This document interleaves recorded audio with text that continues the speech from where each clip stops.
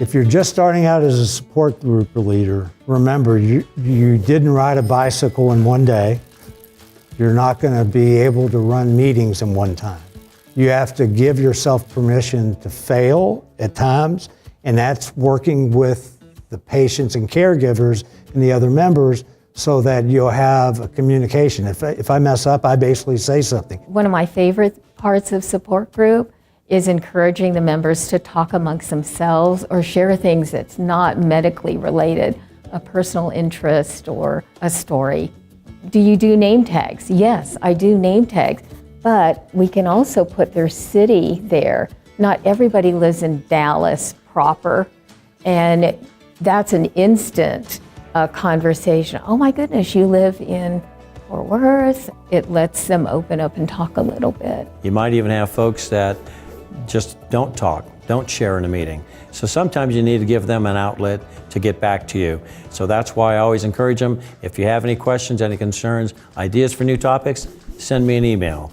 We need to make sure that they understand that we are listening to them and that we are there to help them and to guide them. Active listening is what I call it. And I'm listening, but I'm also observing, and I will quickly write a note in the margin of my agenda so that I can go back and address it if I feel like that person needed it addressed. In a meeting, especially if you're going to go around the room, asking people to share what's going on with their lives, you give them 2 or 3 minutes to talk that through, and then you move on to the next person. If you're doing an introduction, especially with new folks, you kind of say that out loud as you start.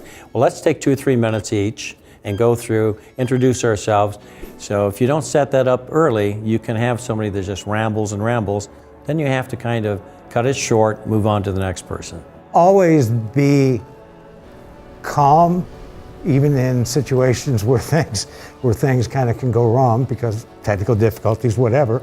There'll be times where you will have a heated discussion, and then it leads into something where they look to you as a facilitator on saying who is right.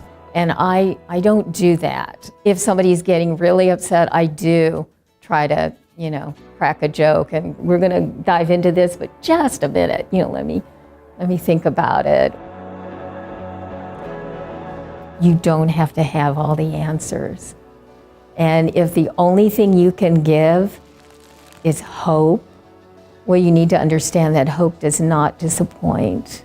There's a big need out there, and I am happy to fulfill it to my best. I mean, that really is the biggest thing to me. I would have to say, for a new leader, call some of the seasoned leaders or the tenured leaders, because we're all willing to help one another. We're not competing within the United States on each state.